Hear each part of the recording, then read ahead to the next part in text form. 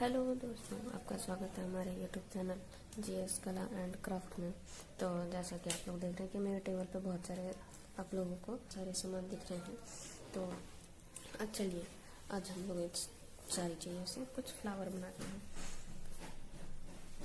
अगर आप हमारे चैनल में नए हैं तो हमारे चैनल को लाइक और सब्सक्राइब जरूर करें।